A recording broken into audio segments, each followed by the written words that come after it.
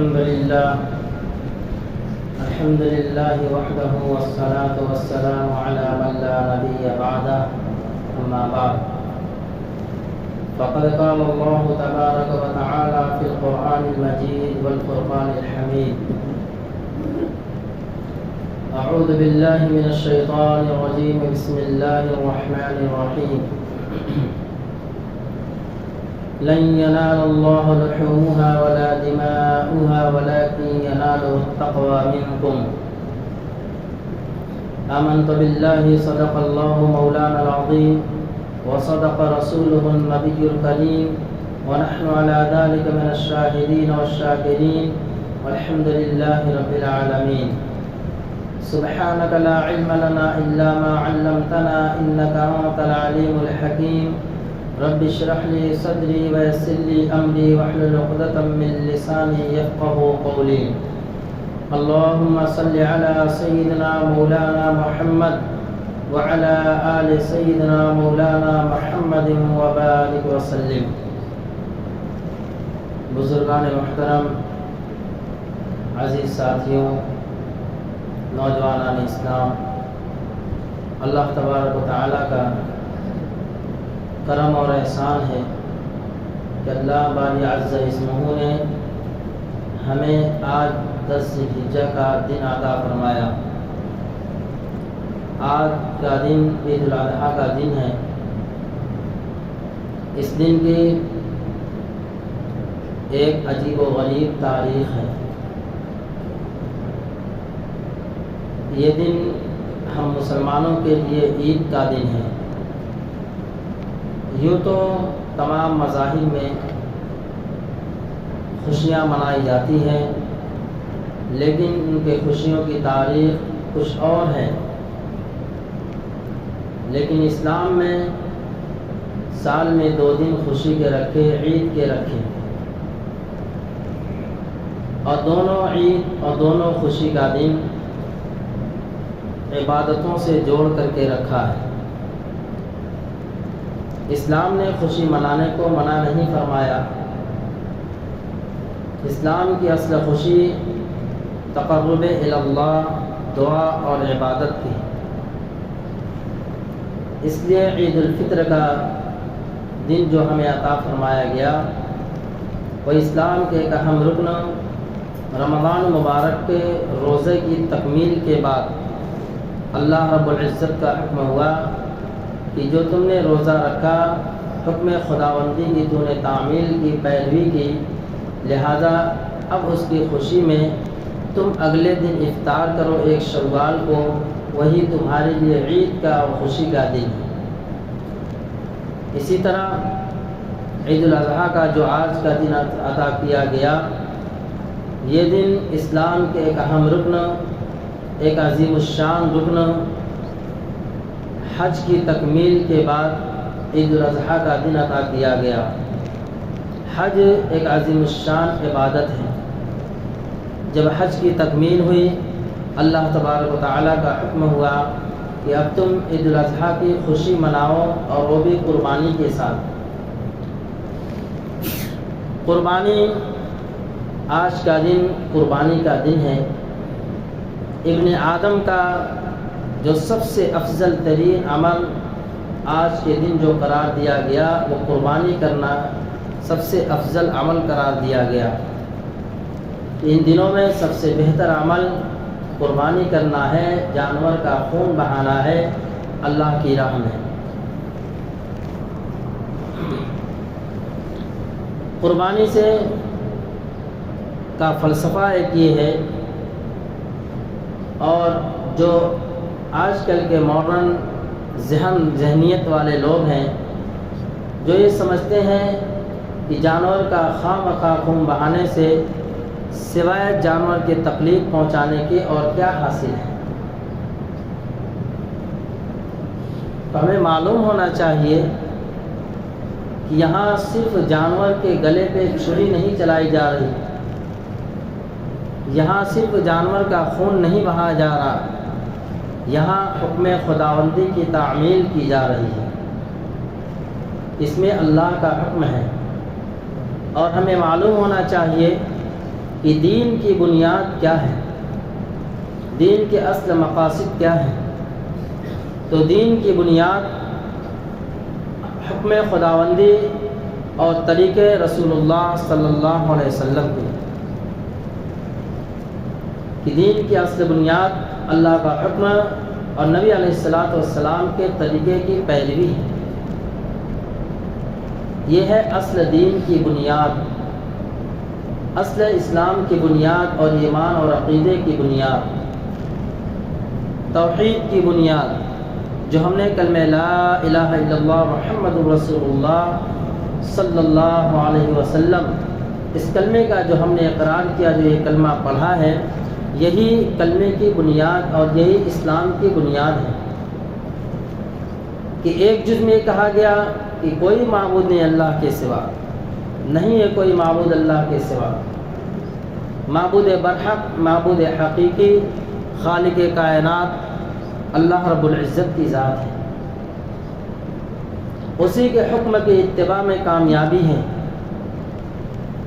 اور حضرت محمد صلی اللہ علیہ وسلم کے بتائے ہوئے طریقے کے اندر اللہ رب العزت نے دنیا اور آخرت کی کامیابی رکھی۔ تو آج کا دن یہ قربانی کا دن ہے۔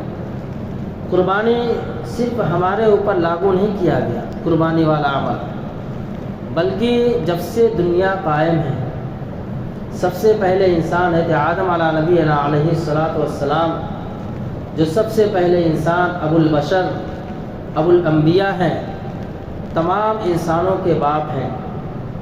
اللہ رب العزت نے جب انہیں دنیا میں بھیجا تو آپ کو 2 اولاد عطا فرمائی، ایک کا نام حابیل اور ایک کا نام قابیل۔ ایک پرانی تاریخ ہے جو برسہ برس سے چلی آ رہی ہے۔ اللہ تبارک و تعالیٰ کی ایک لمبی چوڑی داستان ہے جس کو قرآن کریم نے بیان فرمایا ہے۔ یہ کوئی افسانے نہیں ہیں، یہ بناوٹی قصے کہانیاں نہیں ہیں، اس کو اللہ رب العزت نے بیان فرمایا ہے۔ کہتے آدم علیہ السلام کو دونوں بیٹے حابیل اور قابیل، اللہ رب العزت کا ایک نظام تھا، چونکہ دنیا میں ابھی انسانیت رچی بسی نہیں تھی، ابھی انسانیت کا آغاز تھا۔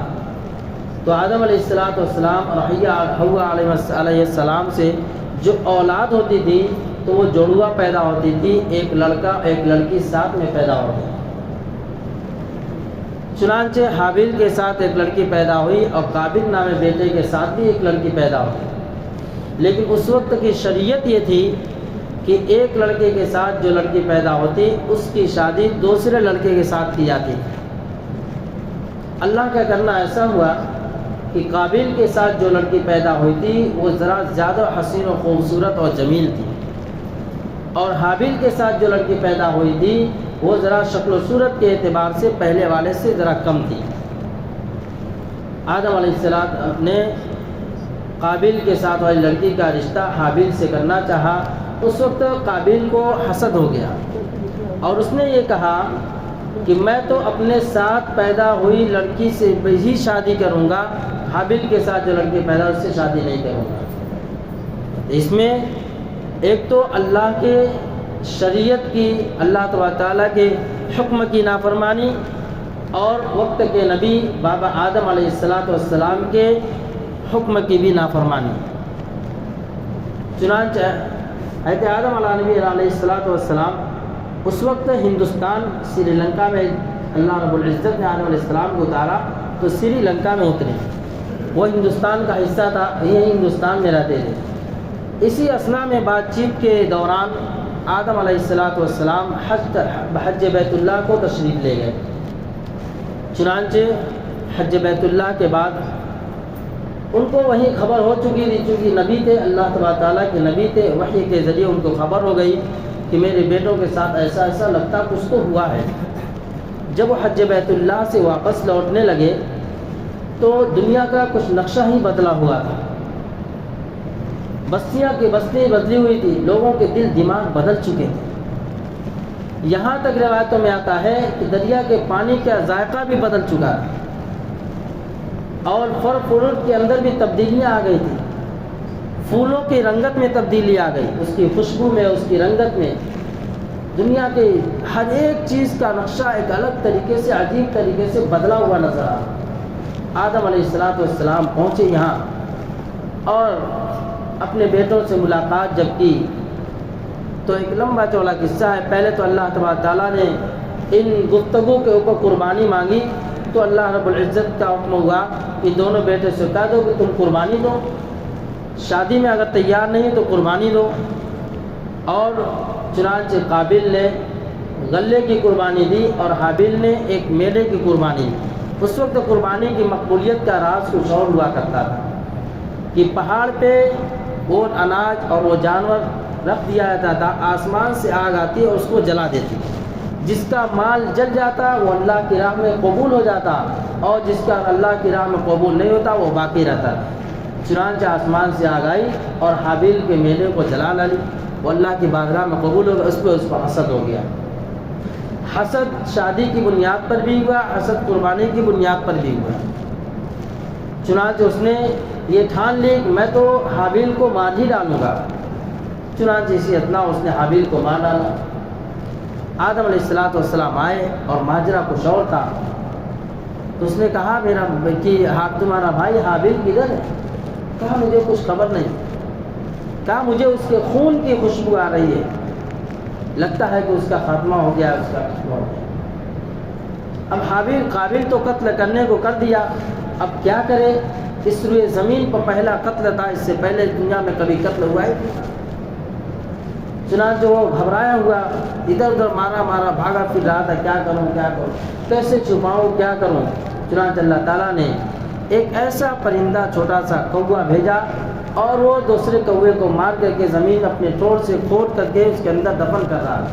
چنانچہ قابل نے دیکھا تو اس نے اسی وقت اپنے کو ملامت کیا۔ قرآن نے اس کو بیان فرمایا کہ میں انسان ہو کر کے اتنا حقیر اور ذلیل اور رسوا ہوں، میں اپنی عقل پہ اتنا نادم اور شرمندہ ہوں کہ مجھے یہ جو طریقہ بتلایا جا رہا ہے ایک پرندے سے بتلایا جا رہا ہے۔ چنانچہ اسی شرمندگی میں اور اسی جو ہے کوے کی اس طریقے نے دفن کرنے نے اس کے اوپر اتنا ذلت طاری کیا کہ اسی وقت وہ مر گیا، اسی ذلت و رسوائی مر گیا کہ میں اتنا حقیر عقل والا کہ مجھے طریقہ جو سکھلایا جا رہا ہے چھوٹے سے پرندے سکھلایا جا رہا ہے۔ چنانچہ ایک روایت میں یہ ہے، اور آدم علیہ السلام آئے تو دیکھا کہ خون زمین پہ پڑا ہوا ہے، اور اللہ تبارک و تعالیٰ نے اسی وقت سے زمین کے لیے خون کو حرام کر دیا کہ زمین اب قیامت تک کسی کا خون نگل نہیں سکتی۔ چنانچہ ہم دیکھتے ہیں کسی کا کہیں کچھ مرڈر ہوتا ہے، قتل ہوتا ہے، زمین پہ خون باقی رہتا ہے، خون ہضم نہیں ہوتا ہے۔ اللہ تبارک تعالیٰ نے زمین کے لیے خون کو حرام کر دیا ہے، اور زمین کو خون دیکھ کر کے آدم علیہ السلام سمجھ گئے کہ میرے بیٹے کا ایسا ہوا ہے۔ چنانچہ یہ قربانی کی تاریخ کی شروعات کہ حابیل اور قابل کے ذریعے سے اللہ تبارک تعالیٰ نے قربانی کی ابتدا کی، اور چلتے چلتے یہ سلسلہ حضرت ابراہیم علیہ نبی علیہ السلام تک آیا۔ جو امت محمدیہ کو جو قربانی عطا کی گئی وہ سنت ابراہیمی کی طور پہ عطا کی گئی ہے۔ چنانچہ آپ کو بھی، کیونکہ دنیا آزمائش کا گھر ہے، اللہ تبارک تعالیٰ انبیاء علیہ السلام کو کڑی آزمائش میں ڈالتا ہے۔ جو جتنی زیادہ اللہ تبارک تعالیٰ کا مقرب بندہ ہوتا ہے، اللہ رب العزت اتنی زیادہ اس کو زیادہ کڑی آزمائش میں رکھتے ہیں کہ آزمائش کے اندر کامیاب ہو جانا اور آزمائش کو اوپر صبر کر لینا، یہی اللہ تبارک تعالیٰ کو محبوب ہے اور یہی اصل بندگی ہے۔ چنانچہ ابراہیم علیہ نبی علیہ السلام اللہ تبارک تعالیٰ کے برگزیدہ پیغمبر، اور آپ کی ہی نسل سے اللہ رب العزت نے خاتم الانبیاء جناب محمد رسول اللہ صلی اللہ علیہ وسلم کا وجود فرمایا، تخلیق فرمائی۔ ابراہیم علیہ السلام آپ بے اولاد تھے، اللہ تبارک تعالیٰ سے اولاد مانگتے رہے، کافی عرصے دراز گزر چکا، کافی عمر کو پہنچ چکے، اللہ رب العزت نے ایک اکلوتی اولاد عطا فرمائی، اسماعیل علیہ السلام۔ اور پھر جب اسماعیل السلام پیدا ہوئے، اللہ کا حکم ہوا اس کو اسی بے آب و گیا میدان مکہ کی وادی میں جہاں خانہ کعبہ آباد ہے وہاں لے آ کر کے چھوڑ دو۔ یہ کڑی آزمائش تھی اور آپ اس آزمائش میں کامیاب ہوئے۔ بچہ جب چلنے پھرنے کے لائق ہوا، یہاں تک کہ جوان العمر کو ہوا، ایک روایت میں 13-14 سال عمر تھی اور ایک روایت میں 18 سال کی عمر کو اسماعیل علیہ السلام پہنچے، اللہ کا حکم ہوا کہ اب اپنے بیٹے کی اللہ میری راہ میں قربانی کرو، اور یہ خواب کے ذریعے سے بتلایا گیا۔ انبیاء کا خواب بھی حقیقت ہوا کرتا ہے، ہمارے خواب کی کوئی حقیقت نہیں، لیکن انبیاء کا خواب حقیقت ہوا کرتا ہے۔ چنانچہ 3 دن خواب میں دیکھتے رہے کہ میں اپنے بیٹے کو ذبح کر رہا ہوں۔ بیٹے سے آ کر کہا بیٹا میں کیا دیکھتا ہوں کہ میں تم کو ذبح کر رہا ہوں؟ بیٹا بھی تو نبی کا بیٹا تھا اور نبی بننے والا تھا، اللہ تبارک تعالیٰ کے برگزیدہ بندہ بننے والا تھا۔ فوراً وہ کہا کہ ابا جان آپ کو جو حکم ہوا اللہ کی طرف سے وہ آپ کر گزریے۔ چنانچہ آپ لے کر کے جاتے ہیں اپنے بیٹے کو مینا کی وادی میں، جہاں حاجی لوگ شیطان کو کنکر مارتے ہیں اور قربانی کرتے ہیں، اور شیطان نے وہاں آڑ بنا ابراہیم علیہ السلام کا قربانی کے وقت اللہ تبارک تعالیٰ کا حکم ہوا کہ کنکر اٹھا کر اللہ اکبر تکبیر پڑھ کے شیطان کو مارو۔ یہ ادا اللہ رب العزت کی اتنا پسند آئی کہ ہر حاجی کے لیے واجب قرار دے دیا، اور قربانی کی ادا بھی۔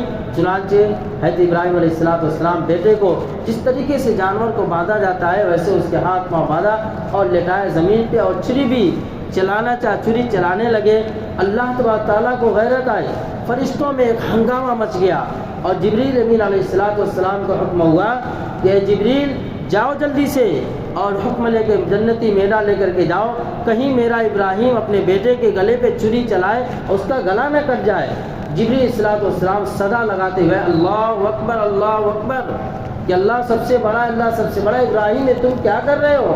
ابراہیم السلام کے کان میں جب آواز آئی تو انہوں نے کہا لا الہ الا اللہ واللہ اکبر، کہ نہیں ہے کوئی معبود اللہ کے سوا، اللہ ہی سب سے بڑا ہے، مجھے تو میرے اللہ کا حکم ہے، اس میں اپنے اللہ کے حکم کی تابعداری پیروی کر رہا ہوں۔ چنانچہ یہ الفاظ اسماعیل السلام کے کان میں سماعت کی تو فوراً کہا اللہ اکبر وللہ الحمد، یقیناً اللہ ہی سب سے بڑا ہے اور تمام تعریفیں اللہ کے لیے ہیں جو تمام جہانوں کا پالنہار اور رب ہے۔ تو یہ ہے قربانی کی تاریخ۔ صحابہ اکرام رضی اللہ تعالیٰ عنہ کو اللہ کے نبی صلی اللہ علیہ وسلم نے جب کہا کہ اللہ رب العزت نے ہر سال ہر صاحب نصاب پہ قربانی کا واجب کیا ہے، صحابہ نے پوچھا یا رسول اللہ صلی اللہ علیہ وسلم ما هذه الاضاحی، یہ قربانی کیا چیز ہے؟ نبی علیہ السلام نے فرمایا سنت ابیکم ابراہیم علیہ السلام، یہ تمہارے ہی باپ دادا ابراہیم علیہ السلام کی سنت ہے۔ صحابہ نے پوچھا رسول ہمیں اس میں کیا ملنے والا ہے؟ اللہ کے رسول فرمایا کہ ہر بال کے بدلے ایک نیکی ملے گی۔ پھر پوچھا اون کے بدلے میں کیا؟ بھیڑ کے بال جسم پہ جو اون اس میں کیا ہمیں ملے گا؟ اللہ کے نبی صلی اللہ علیہ وسلم نے فرمایا ہر اون کے ایک ٹکڑے کے ایک بال کے بدلے میں تم کو ایک نیکی ملے گی، اور جانور زمین پر جیسے گرتا ہے اس کے گلے کے اوپر چھری پھیری جاتی ہے، چھری پھیرنے کے بعد جو سب سے پہلا قطرہ زمین پر گرتا ہے اللہ تبارک تعالیٰ اسی وقت جس کی طرف سے قربانی کی جاتی ہے اس کے گناہوں کو معاف بھی فرما دیتے ہیں اور اللہ رب اس قربانی کو قبول بھی کر لیتے ہیں۔ یہ تھی قربانی کی تاریخ۔ اس لیے ہمیں چاہیے کہ ہر صاحب نصاب اللہ نے جس وسعت عطا فرمائی ہے وہ قربانی ضرور کرے۔ نبی علیہ السلام نے اس کے لیے بھی بڑی وعید شدید بیان فرمائی ہے کہ جو شخص صاحب نصاب ہونے کے باوجود قربانی نہیں کرتا ہے اسے کوئی حق نہیں بنتا کہ وہ عیدگاہ میں آ کر کے مسلمانوں کے ساتھ مل کر کے وہ عید منائے۔ اس لیے ہمیں چاہیے کہ اللہ رب العزت نے قربانی کے 3 دن رکھے ہیں، آج 10 ذی الحجہ کا دن، 11 اور 12 ذی الحجہ کا دن، یہ 3 دن قربانی کے ہیں۔ ان 3 دنوں میں جو بھی شخص صاحب نصاب ہو جاتا ہے تیسرے دن کے غروب آفتاب تک اللہ رب العزت اس کو قربانی کی واجب کر دیتے ہیں۔ اسے چاہیے کہ ان دنوں میں زیادہ سے زیادہ اپنی طرف سے، غربا کی طرف سے اور حضور نبی علیہ السلام کی طرف سے بھی قربانی اللہ کی راہ میں قربان کرے۔ اللہ تبارک تعالیٰ ہمیں ان سب باتوں کا عمل کی توفیق عطا فرمائے۔